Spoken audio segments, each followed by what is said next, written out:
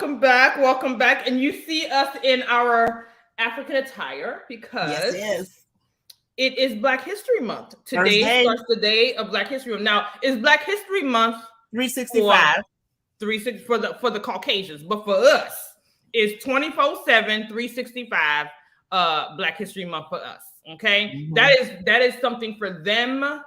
Give them a little bit of something, but we know that Black History Month is for us. Black history is all day, every day, 365. So we want to wish all our community, our Black people, happy Black History Month.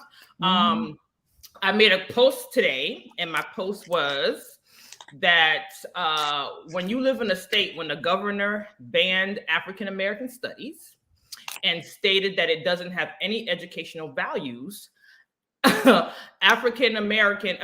Black History Month hits different. So y'all stay woke. And I use those words because that is his platform. That is his foundation of his anti-stay woke. What is it? Unfortunately, that's a hill he want to die on. I don't recommend it for him. But that's what he wants. But what we're not going to do is not allow the foolery to go on. So as we celebrate today and not tolerate, we celebrate them. As we start our show today, absolutely. I think you're supposed to tell us who's the designer of your lovely outfit. Oh, that's right. Oh, okay. So my lovely outfit I purchased when I went up to Washington, D.C. around Christmas time. The place is called Uniquely Crafted. The owner's name is Abby. I don't have her last name, but I do have where it's located is in Washington, D.C. I purchased it at the Fashion Center Mall, Pentagon City Mall, 1100 South Hayes Street, Arlington, Virginia. It says Virginia, so it's really close. I am in love. She's from the DMV area. I'm in love. I bought 3 items. So this is a dress. I bought. What's the name of the pants? Palazzo. Really beautiful print, beautiful vibrant colors, and I bought a clutch purse to go along with that. I am in love with this. And I'm gonna keep promoting her. I know that she said that she had a website. She is from Kenya. And I can't remember what village, but suffice it to say, all African, everybody in the store who works there is from Africa. I am thrilled. I mean, I was just in love with the place. So it's called Uniquely Crafted. If you guys are in the DMV area, please make sure you hit up the Fashion Center at Pentagon City Mall and copy some. Okay. Yeah. Absolutely beautiful. All right. Yeah. So I'm wearing Ula Company. One of my classmates from the Sorry, y'all. One of my classmates from the University of Chicago. Is the designer of this lovely outfit. I've worn it before. I'm sure there's some video out here already with me with this on, and I have another one that have similar colors, a little design. So this is Ula Company, OULA Company. She has her website. She's also in Nordstrom. In certain locations, and definitely Nordstrom online. Beautiful.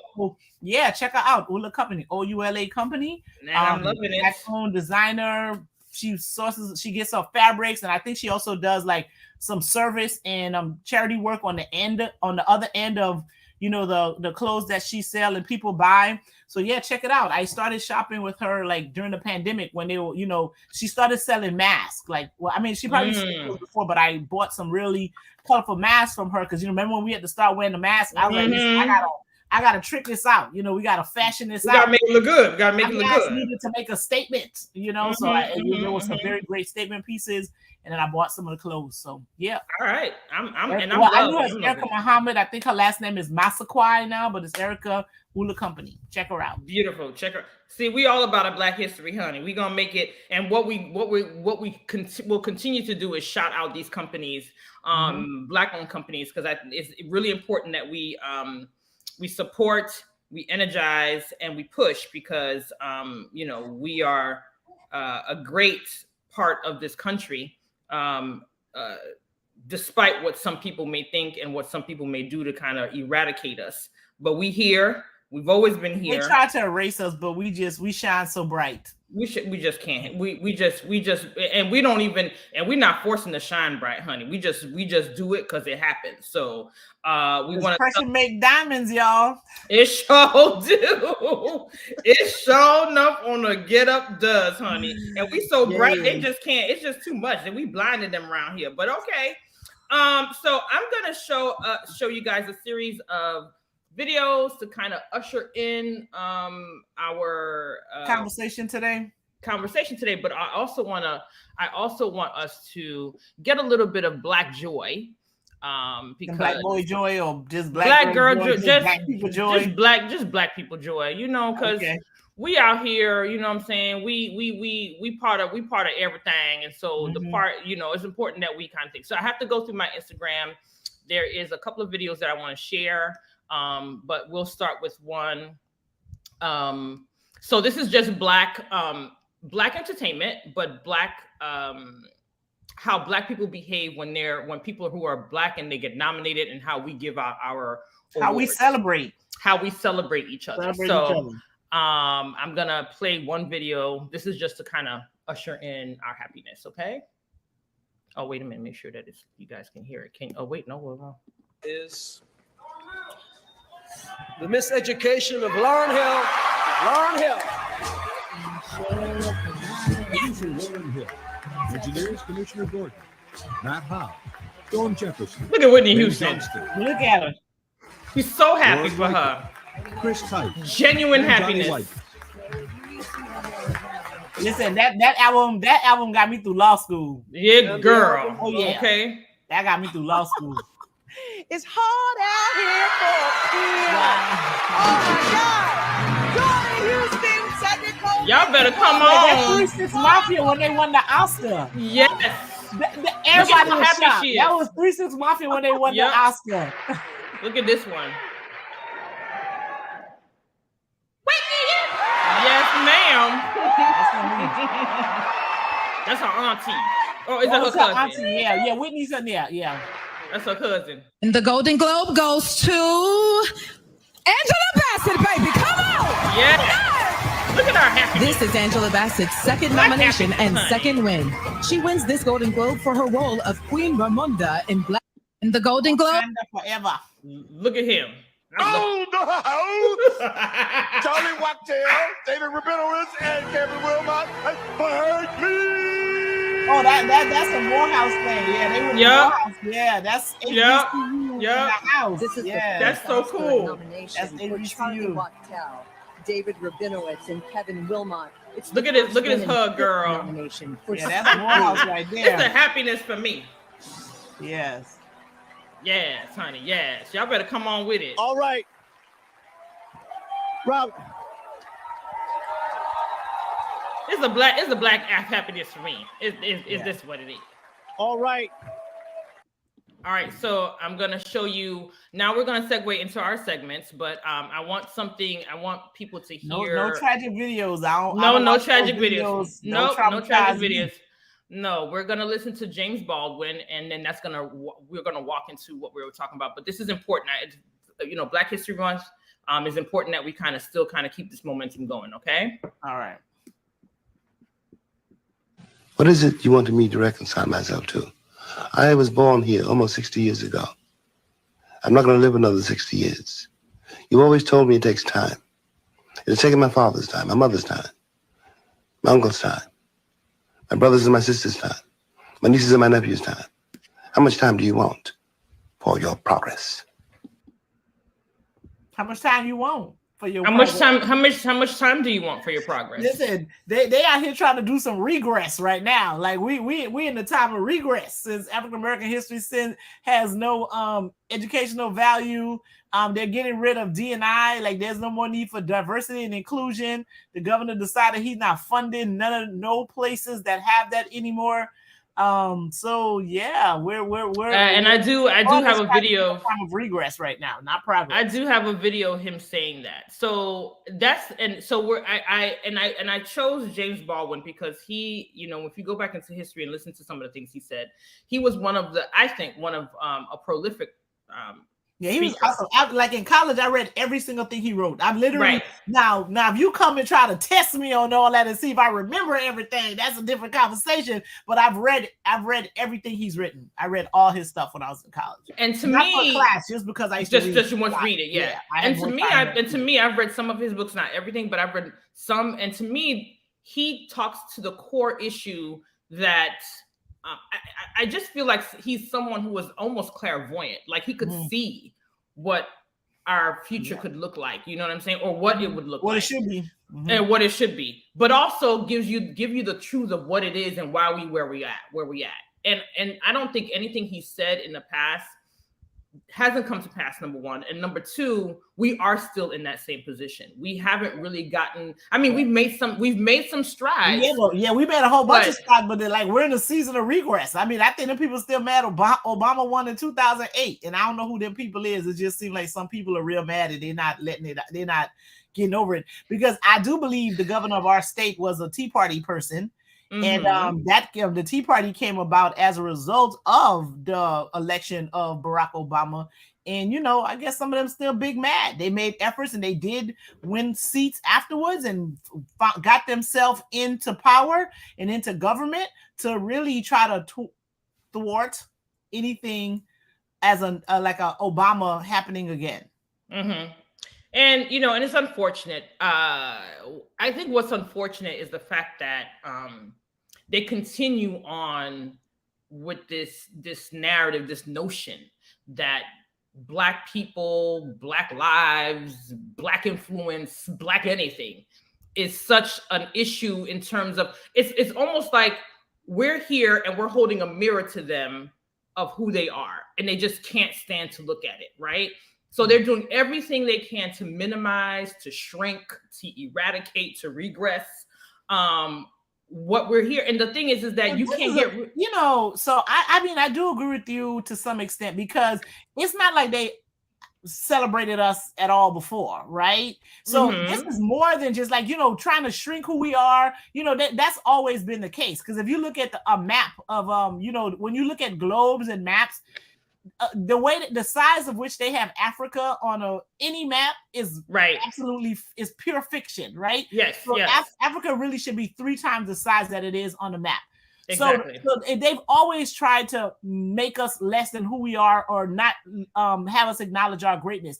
And part of, like, even when they refer to Black people, people of color, whatever, as slaves, right? When they do that, they're taking away everything that happened, or like the existence of all Black folks before 1619, right? It's like, you didn't become, you weren't recognized as anything until you got here. And then even then, they just saw us as 3/5 humans for a very long time, right? Until the 14th Amendment, right? Yeah. Then we became like a whole person. But then, then they institutionalize us in order for us to not let us shine. So there's always been efforts to not acknowledge, the great things that, Black folks have done, continue to do. But what they're doing right now is it's even more than that, right? It almost feels like way more sinister. I'm being honest. It's like some path to destruction or something like that, right? Like they're trying to find ways that they're able to like make us just not exist and erase us, right? Because when you're saying, okay, you can't teach African American history, that sounds like, don't talk about that, right? And they say, we're only going to teach American history. So if you're going to teach American history, you cannot teach it without talking about all the Black people that created and are integral part of American history. So they want to teach it without even talking about it. So this isn't even about like shrinking us. This is straight up like an effort to erase. Absolutely. Is how I see it. And I agree. I agree. I think the more severe wording that you're using, I think is appropriate. I was a little bit kind of saying, we did this, but you're right. It's a full on attack on Black people, full on attack on erasing us completely. And I truly believe that on all fronts, on a whole bunch of fronts, right? A whole bunch of fronts. The incarceration thing was already there. Then you got the narcotics whole thing is there. Now they almost want nobody to read or know about us, right? Nope. Because even, as a parent of, like Black children and a Black person myself, like I can educate my kids because I think it's important for them to know about us and our culture and everything like that. But if some people don't even get that exposure in school, what's the incentive for them to learn that just on their own, right? Right. So it really is an effort to like really just act like and this whole think about and unpack that a little bit, because when you're talking about disenfranchised Black people, right? Parents who are working 2 and 3 jobs that are never home because they have to, right? Because the way the system's set up is not really set up for us to be successful. Okay. So you have that. And then and some Black parents who are single parents, who are couples, who are, married couples, who are any Black parents, period. The ones that have to work because they can't afford to, be in that success range that was really set up for white people. They really rely on schools to kind of give their kids the education, right? Their thing, right?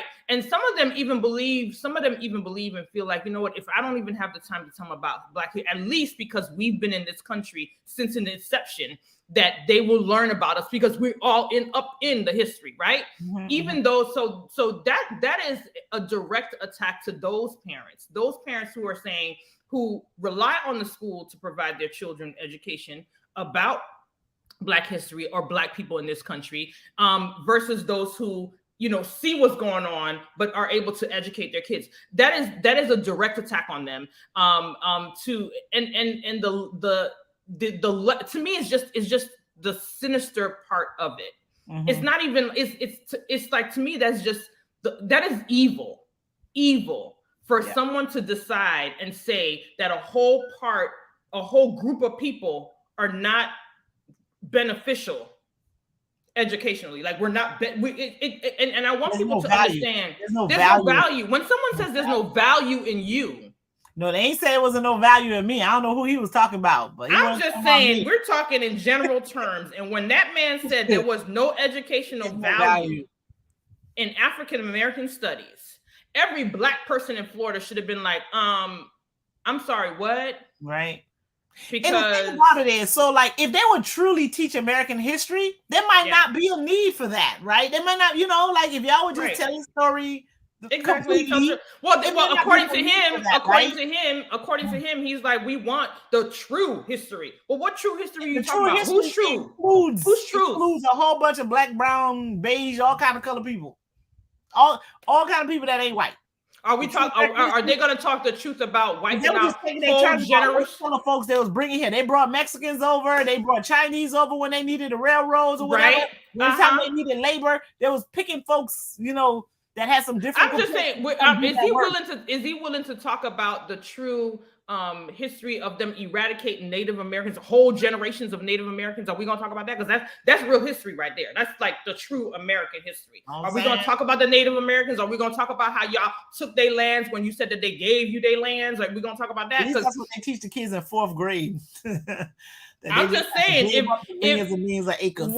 What is so ironic to me is the fact that he stands on this true American history when the true American history is atrocious. No, and what gets me is like, when they say the CRT is indoctrination, I'm like, homeboy, what y'all doing is indoctrination. What you guys are doing is indoctrination. You trying to, that's like what they call it, projecting. Like, you guys are projecting, because what you're doing is indoctrination. Yes. You're trying to get people to believe stuff that ain't even true, right? And then when they were talking about like, we're not gonna fund, like the CRT in schools, whatever, I'm like, ain't nothing to fund because it ain't being taught. You know what I'm saying? So it's so crazy to me that, like, I mean, half the time the conversation, I don't understand the conversation, but the part that hurts me the most, right? Yeah, is that there are several, most of the academic institutions are not fighting back, because you can't listen. What he's doing is like, what you mean you can't do that? Like, seriously, I mean, you could do that, but like legally you can't do that, right? But no one wants to fight back because what? They don't want to fight back the bully or something like that. To me, it's absolutely stunning that he gets up and say all of these things, and people just, and leaders of academic institutions are just accepting this as such. I'm like, no, I would have Ashley Moody in court every day to the point that she's ready to quit. You understand what I'm saying? All day. Like, I would be a thorn in her side. If the judges want to go create whack legislation, you know what I'm saying, and say I'm just saying, I'd be a thorn in her side. She would be. Hey, you know that meme. Y'all gonna be sick of me. She would be sick of me. Sick. Okay, sick of me. They should be flooded with litigation. The judges should be like, okay, listen, like we ain't got no time to just be dealing with these types of cases, and that's absolutely what should be happening. Like every college and university that's being told what and how they should teach should be like, heck to the no. All of these schools that offer AP American history should be like, yeah, no, we ain't trying to do that. And I'm telling you, it would be a difference. So when they don't do that, right, when the response is not to litigate, it's like, okay, well, so maybe they're buying in to what it is that he's saying. Well, is the response from the College Board is to basically strip. Oh, they said they were going to take out the offending material. Yeah, I don't know what that is, but I think someone posted what the offending material that was removed was, or something like that. Well, a couple of people posted some things, and I'm not sure how true that is. I would have to do my own research to really validate whatever was posted. But the question becomes, if we're going to be stripping African American studies, then we need to be stripping everything else. Well, offensive. So I'm not.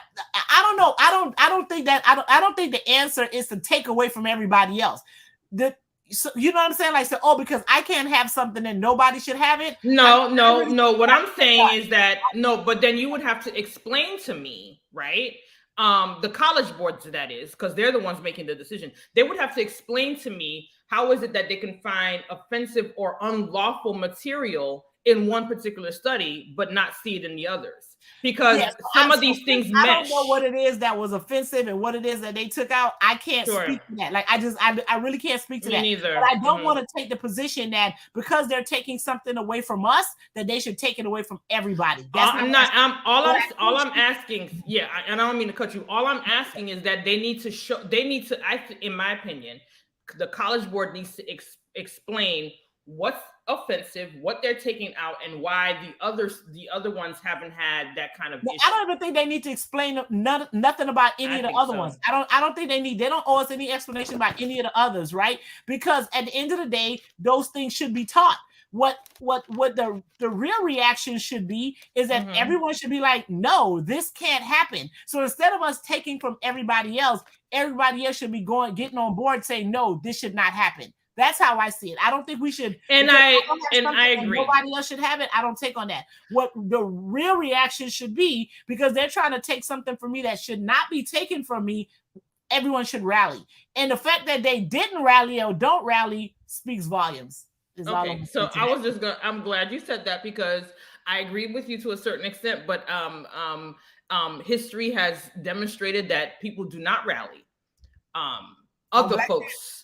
For Black people, other folks don't rally for us, and it's not. I know it sounds a little bit like tit for tat, like we need to see what they're doing too. But the thing is that my experience has been when somebody else is uncomfortable and they've been targeted, all of a sudden we the pros at dealing with that. Well, but what I'm saying is when someone else is energy, have us come up front, talk all loud. Well, but that's the thing. When other people, that's my point. When other people are, for instance, I'm use the Asians as an example, because there was a lot of Asian hate going on. People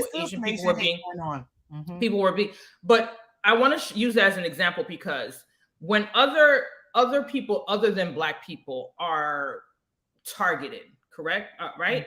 Legislation is up right away. There's a whole bunch of stuff going on, or whatever the case is. And my thing is that and maybe this is where we support all of it. We support all of it. I support all of it. But I guess where my thought process was when I was saying they need to check other things or whatever is I feel like when those people are inconvenienced too, right? And we all have something in common.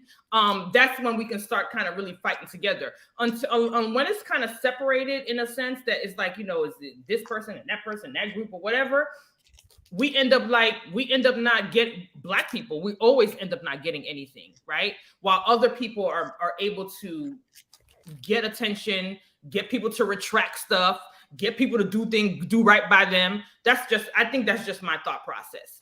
I know it sounds like it's tit for tat, but that's how I feel.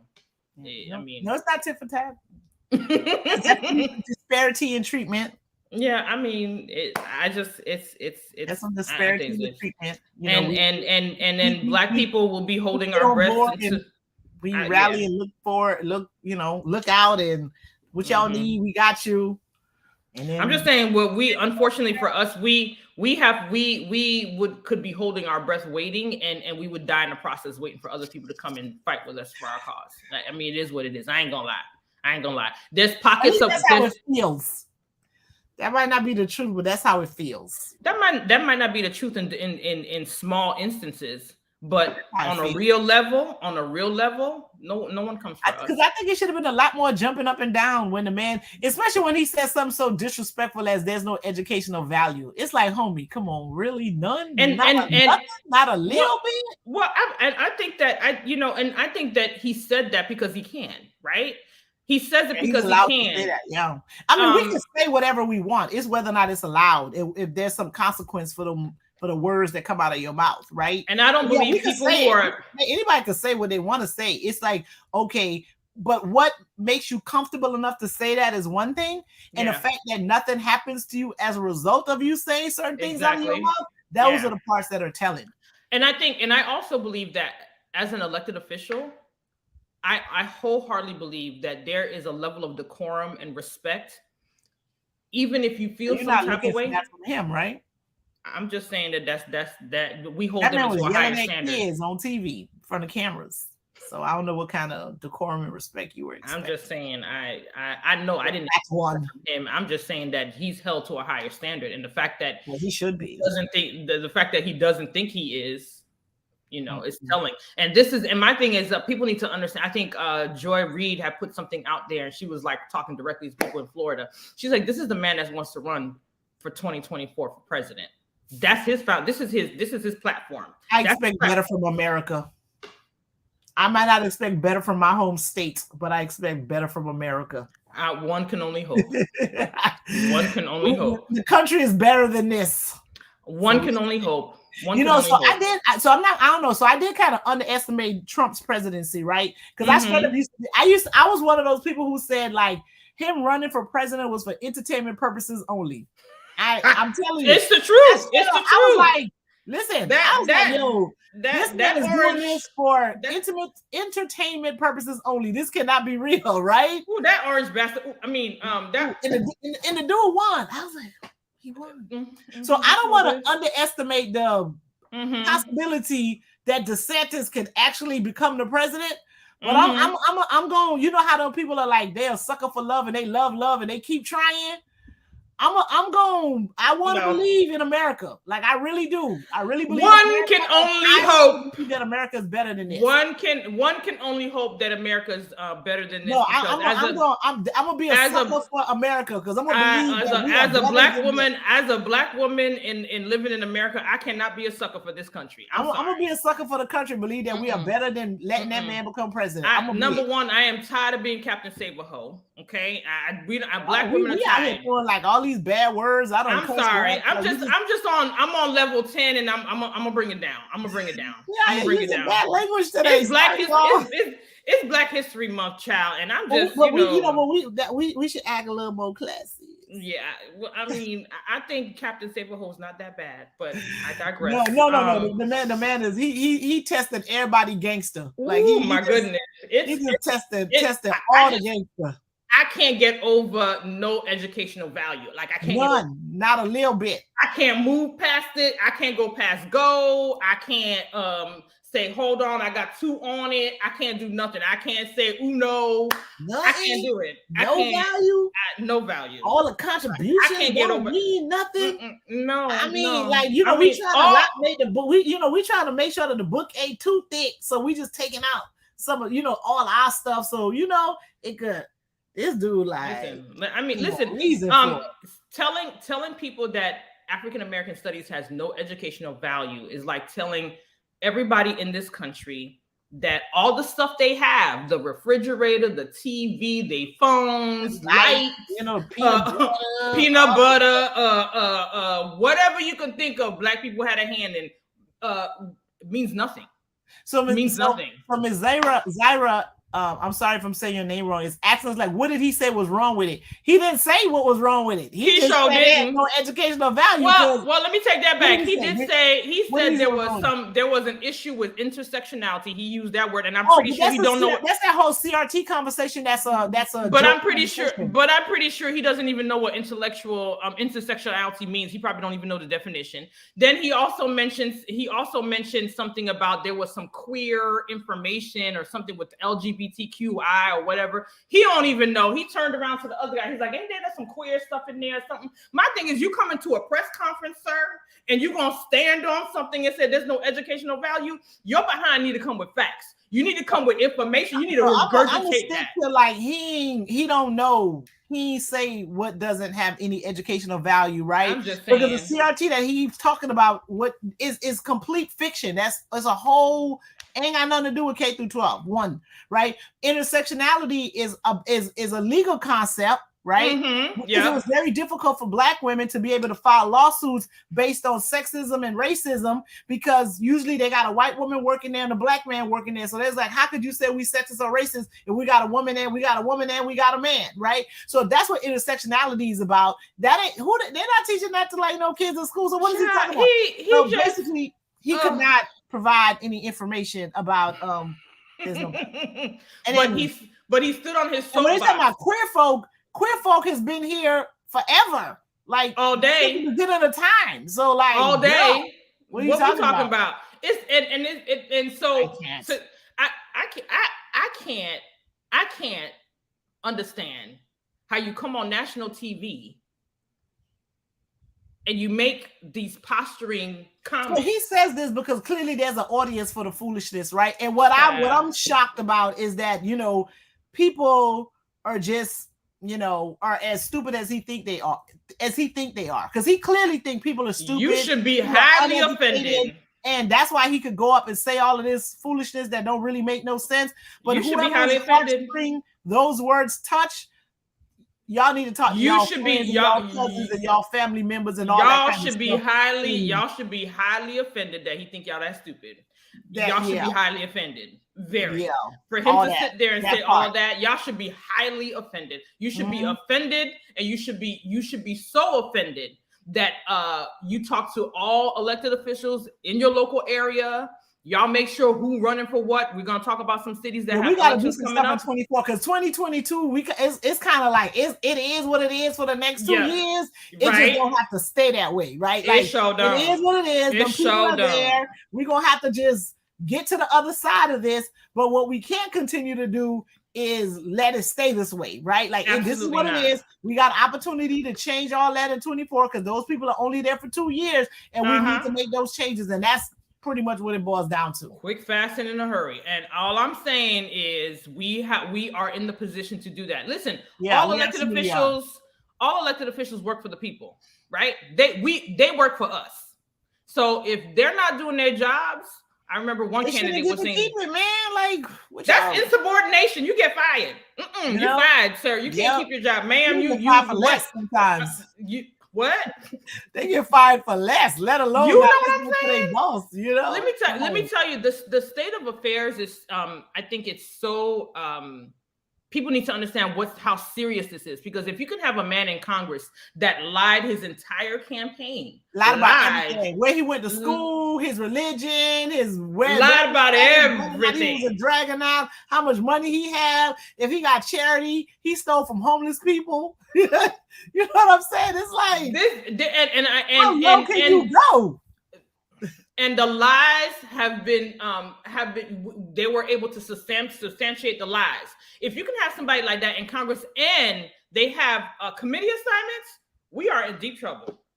Deep trouble. Yeah, and so Ms. Ira's talking about how, like, you know, her kids and grandkids not getting taught CRT. They're not, because it's taught in law school. And even when it's taught in law school, you actually have to take the class. It's not even like something that you have to take in law school. It's not taught. It's not taught K through 12. Like, it's just not. So that whole thing is so insane. It's not taught at all. It's taught in law school, and you have to choose to take that class in law school. You don't. It's not even nothing they make you take. Most people get out of law school and never even get introduced to the concept. You see what white privilege is. White privilege doesn't want you to know. Here's the thing: people need to understand. Whatever tells the truth about who they are, they will always put something in its way to block it and make it look like it's something that's out of control and we out here causing troubles and all that other stuff or whatever. Don't get distracted by the hype. Just don't get distracted. Yes, absolutely. It's absolutely a distraction. Doing some worse. Don't get distracted by the hype. Let me tell you something. All they want to keep black people is dumbed down. Not only black people, everybody. Listen, I had dumbed down and docile.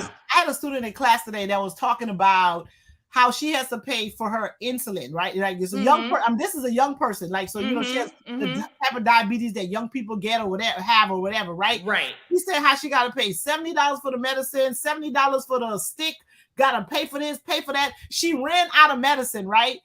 She called to get an appointment. They gave it to her 6 months away, right? So it's 6 months. She's like, I don't have no insulin now. What am I supposed to do? They were like, go to the emergency room.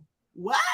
So they're out here messing with people's health insurance. Like that's what you should be worried about. Like the fact that you know they could schedule you for an appointment 6 months from away to see a doctor, and you need life-saving medication. Disgusting. Like, that's what you should be fighting about. Instead, you go into some school board meeting and talk about some CRT that's not even being taught to your disgusting. Kids. Well, it's all a distraction because they out here really they sticking it to you for real. And got you over here arguing about nonsense because you want to be racist. Yeah, well, take away the limelight on those who are dying on things that they should be readily have readily available to them. Take the distraction. They tell that girl to go use the emergency room like the doctor's office. Unbelievable. And then the worst part about it is you want the person to go rack up a bill and they're living from paycheck to paycheck.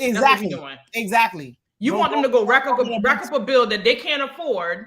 So they can continue. So and that is the perpetual circle that disadvantaged and disenfranchised groups go through because they send you to a place they continue to keep you in debt. They continue to keep you dumbed down and docile, and you can't do anything. They have us in a chokehold. Stop getting distracted. Stop getting distracted by that. And focus on the real stuff. I'm telling you, I was like, I'm like stunned by it all, it's out here. They out here screwing with the medication, hospital, doctors. Some doctors are like, no, I'm not staying here. I can't see you because they're not paying us enough for us to see all these patients. And now they're getting into volume work because, they got to see more people to make the same amount of money that they used to make because insurance and all these companies don't want to pay. And those are the fights that we really should be having instead of worrying about some friggin' CRT. Or whether or not, you're going to be taught some information in class. It's crazy, and then it was, while we were talking about this conversation earlier, not me and you, but me and someone else, and they were saying how they had some girl came and talked about how she wrote a paper on Marxism and got a 98 and then wrote one about the Second Amendment and got an F. I'm like, I do not believe that to be true, like at all.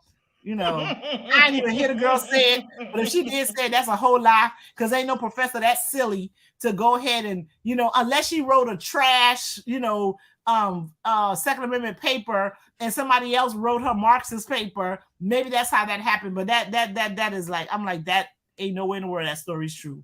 Even if you do have a liberal professor, they're not going to be that extreme in their grading. You know what I'm saying? Just because they have a philosophy that may be different from their students. And I mean, I have students who I absolutely don't agree with none of what they be talking about, but what that got to do with anything? If they do the assignment and they're an assignment that allows them to express their opinion on an issue, I just got to pay attention to how they use what was taught in class and apply it to whatever their personal thinking is. That's it. So they got it's a whole too much propaganda out here. Like y'all just way too much because we've given that conversation a lot of life. So go on ahead and say what you're gonna say, and then we're gonna move on from that. Well, I just wanted to highlight that because I think that because I called you earlier today and I was like real upset about that GIE thing in the college or whatever. And I was like, listen, before I get over the board, can you please explain to me? And I really wanted you to explain and what I need about that. Is for the people that have standing to file lawsuits to go ahead and do that and just stress Ashley Moody out. That's I mean, I concur, and I feel like whoever shares this video, the people in YouTube land, if y'all can enlist or direct us to people who can file some lawsuits. Well, listen to what she said. So Zara said that her youngest wrote a paper about schools and prisons without bars, or schools or prison equal prison without bars. She received a D in class and literally at a literacy fair she got first place. So the same paper.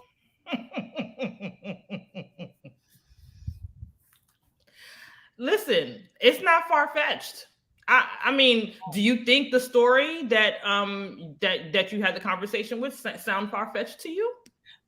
Well, no. So the one with the girl who said that she got a F on, I don't believe that. I don't believe that at all. Okay. That story I don't believe. Now, what Miss that, you know, because it could be for different reasons, right? You know, like I don't know what happened with, because literacy fairs and class assignments have different objectives. You understand what I'm saying? So I don't know. So that can happen, but the fact that she said it was a Second Amendment paper and a Marxist paper and the grades were different, I don't believe that. I don't believe that. I just don't believe that. All right.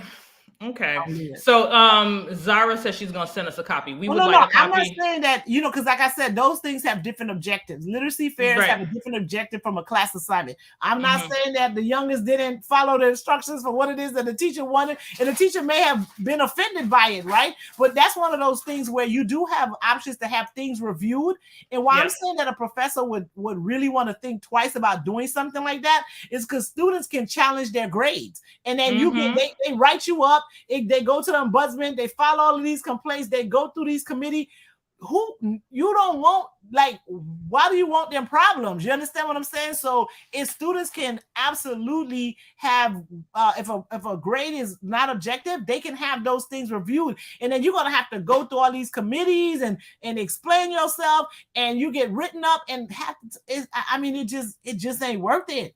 Like it's not worth it. So if somebody wanted to add that to their life, and then it becomes part of your file. Most of the things that happened at the schools, if it's a public institution, it's public record. You know what I mean? Like, why would you jeopardize your tenure track position or you being able to be hired somewhere else because you out here in your feelings about what a student wrote about on the paper?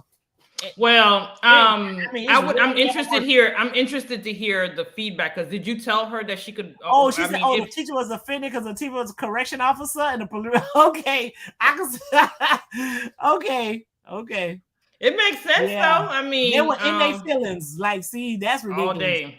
She said the teacher was a correction officer and the principal was a warden. Yep. Yep. Well, they didn't have the ability to see the creativity. They couldn't pack. They were in their feelings. They were in their feelings. Yeah, they were in their feelings.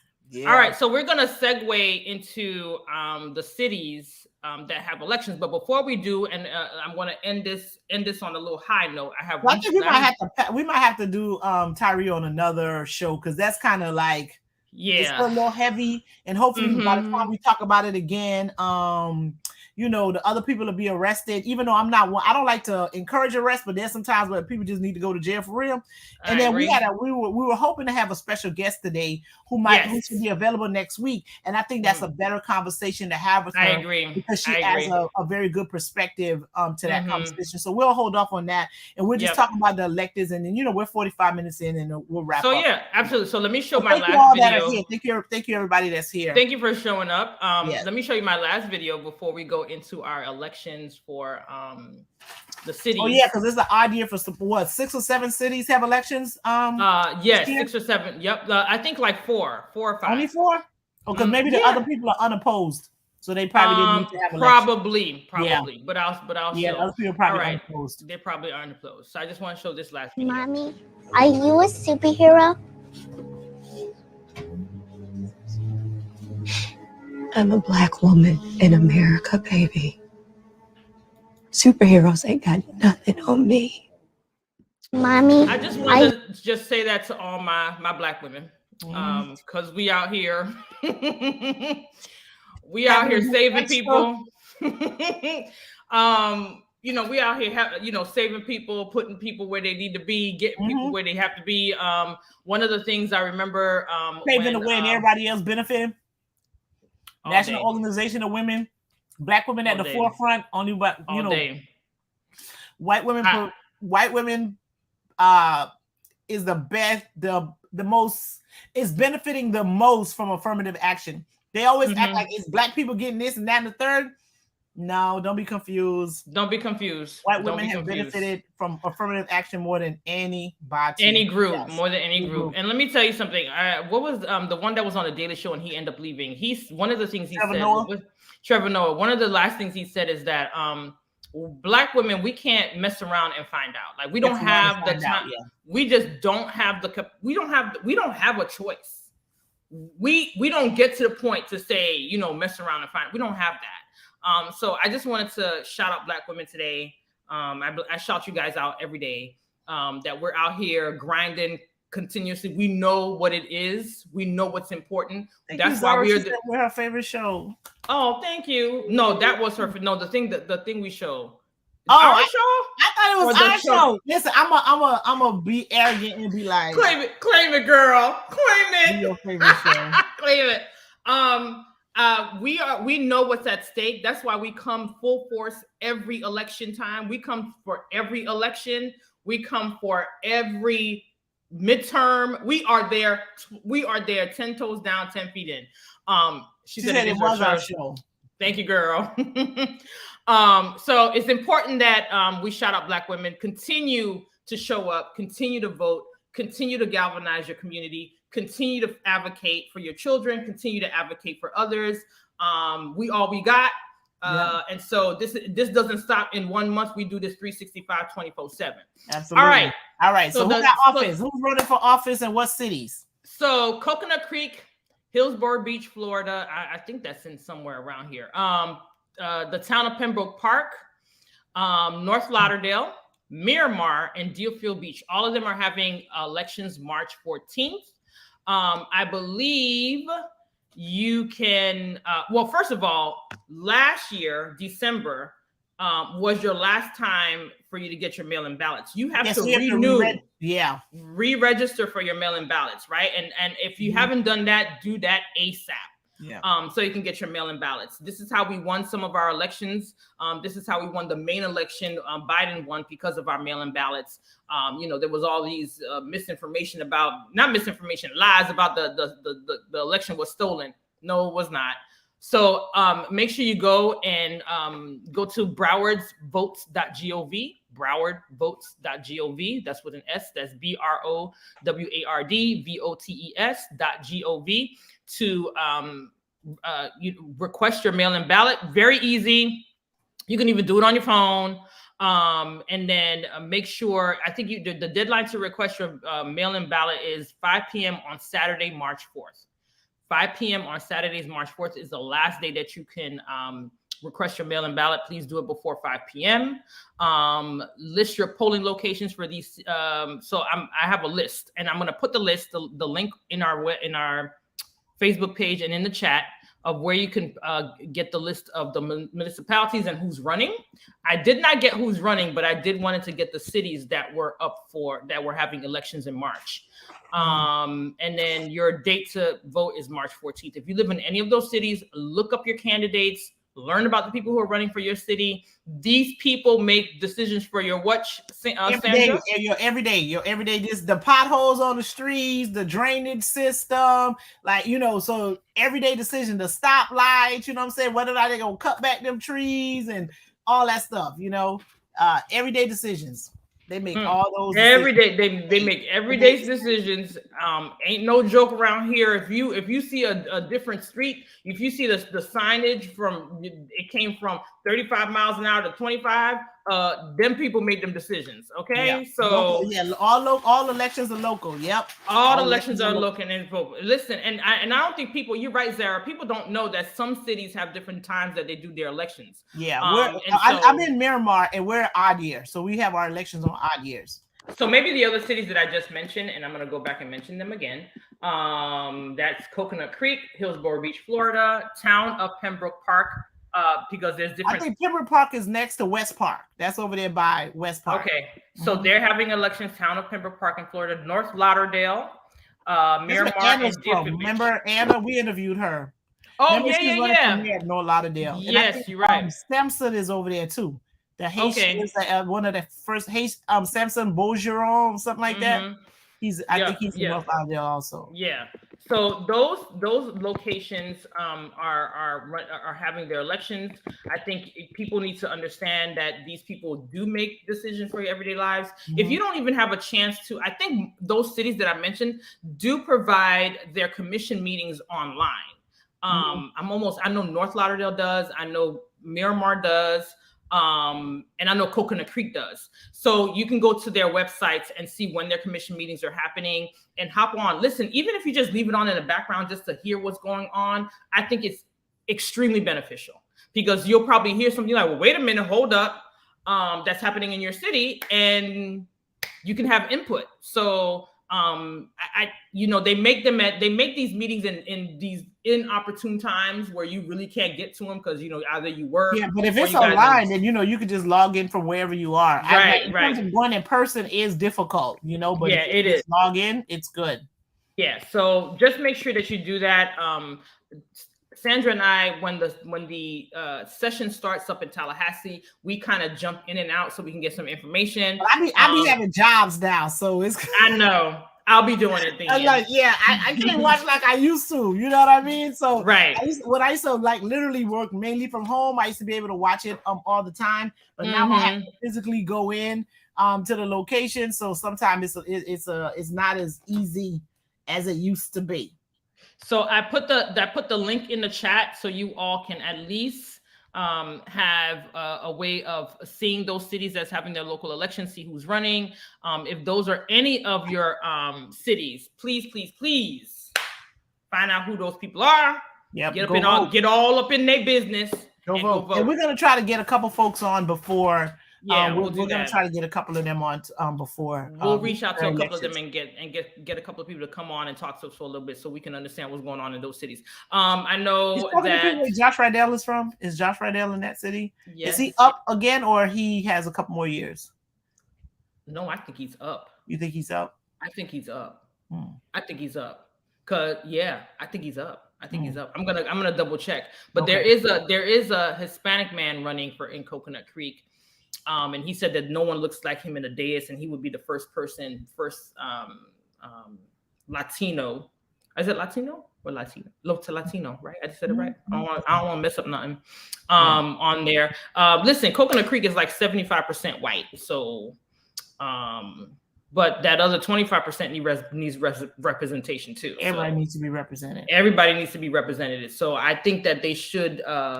I think you all should really take a look. Whoever lives in Coconut Creek, at the gentleman, I'll get his name. I think we'll try to reach out to him, see if he'll come on the show. Okay. Because I met him at one of them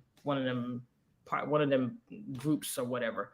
Anywho, we're gonna be black all month because we are black all year. All day. All day. But we're gonna be extra blackity black. We're gonna be extra blackity black this month, honey. I'm gonna be wearing and all still be inclusive. And well, still be inclusive. Black people don't have a problem being inclusive. That's just part of our DNA. We just inclusive just because. Like that's part of our DNA. We always welcoming people all the time. I mean, we all just be like all the time. We let everybody come in. People get to go to the cookout. Listen, when we say y'all can't come to the cookout, y'all done something offensive. But other than that, everybody's invited to the cookout. Everybody just don't do nothing offensive. Yes. That's all. I mean, it is what it is. So anyway, hopefully we'll have, our guest did say yes. We'll confirm by the end of the week, and we'll have the flyer up. It's going to be a heavy conversation because we are going to be talking about Tyre Nichols and the police. And the whole thing about it. There are parts of it, all of it is all bad. It's like it's real. It's a terrible incident and everything like that. Right.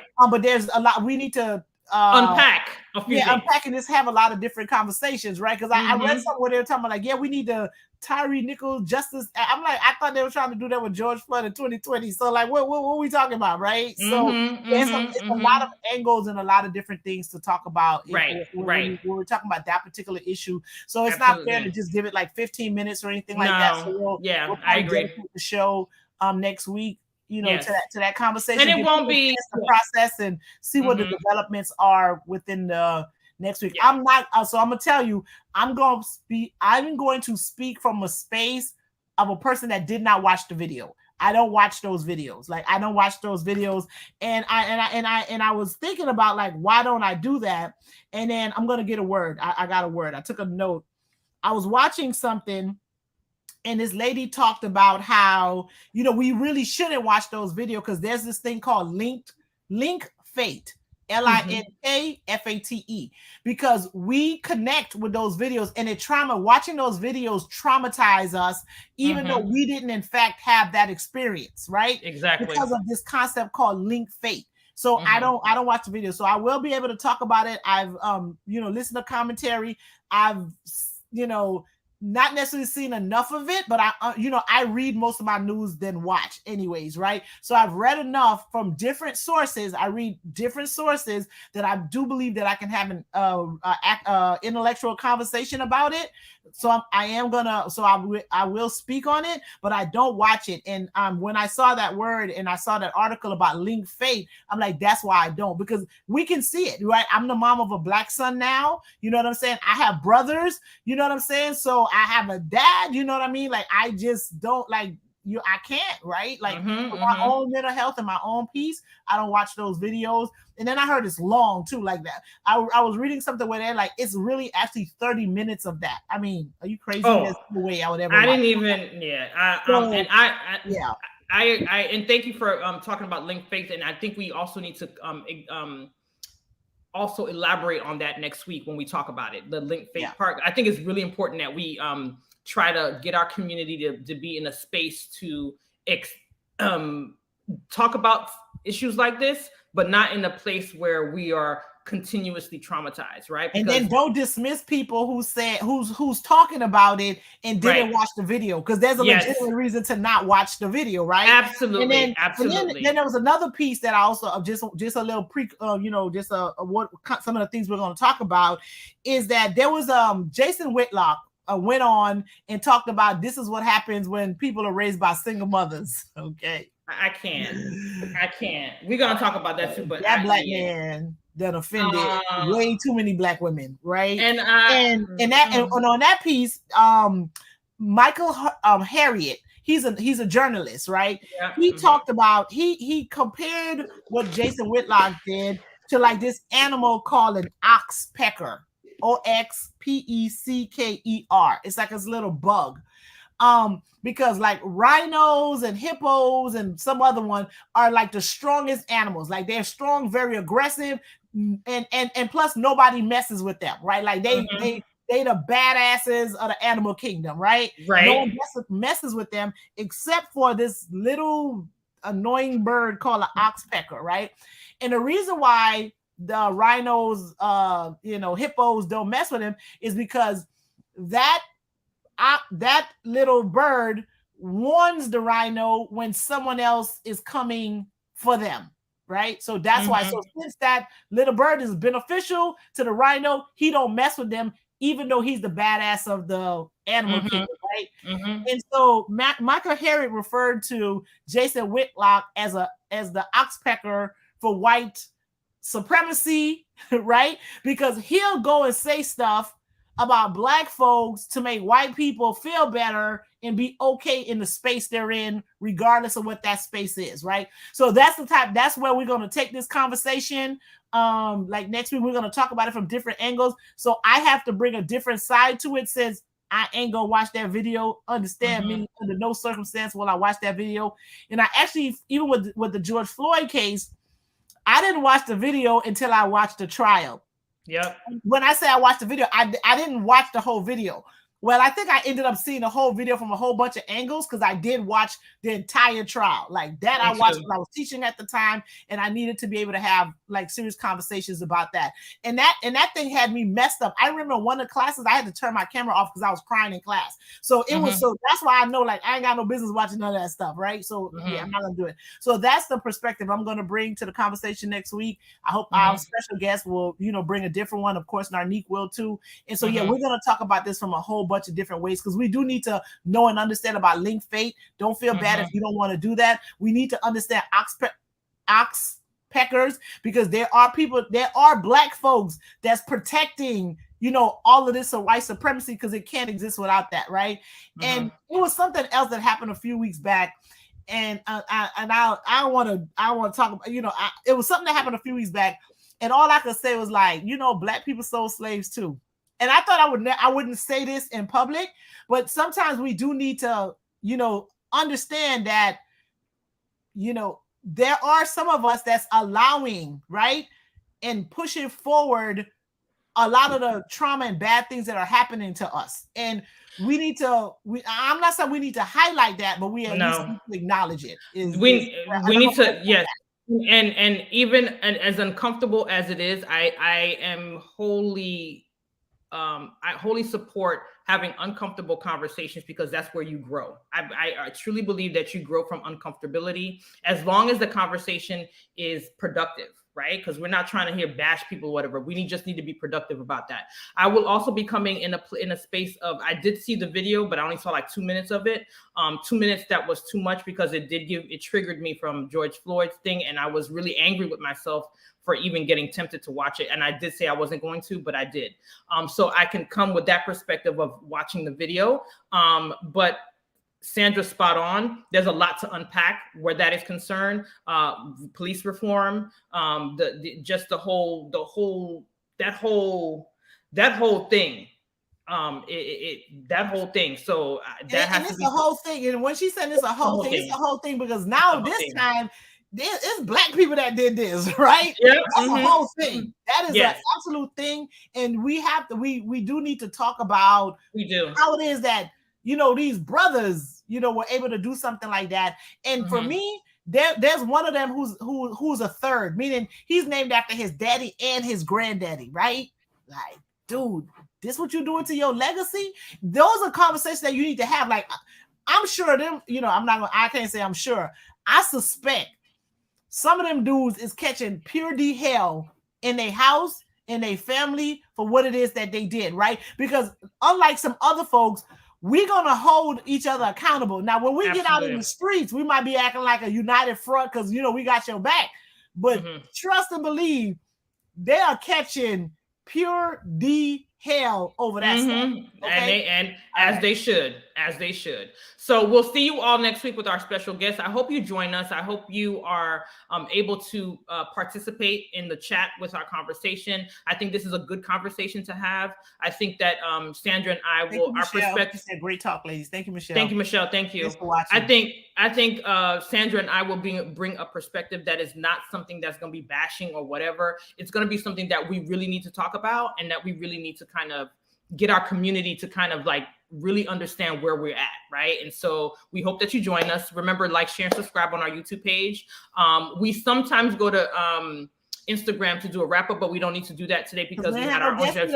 We didn't have no guest today. But when we do, but we will try to bring you some candidates. Look for our notifications when we send it out. And if you haven't put your notifications on for Facebook, please do so. And we appreciate y'all. Thank you for the live conversation on the chat. We love y'all. YouTube, thank you very much for those who showed up there. Like, share, and subscribe. Tell your peoples. And we'll see you all, God willing, next week, Wednesday. All right. Enjoy, like, be blackety, black. No, man, just be an awesome human being. Be blackety black. You be an awesome human being and be blackety black too. That's be an awesome human being. Be blackety black too. All right, y'all. We love y'all. We appreciate y'all. She's still saying that. I'm saying be blackety black. And awesome human being. I love it. I love us. All right, y'all hang tight. We see y'all next week. Okay. Next week. Care.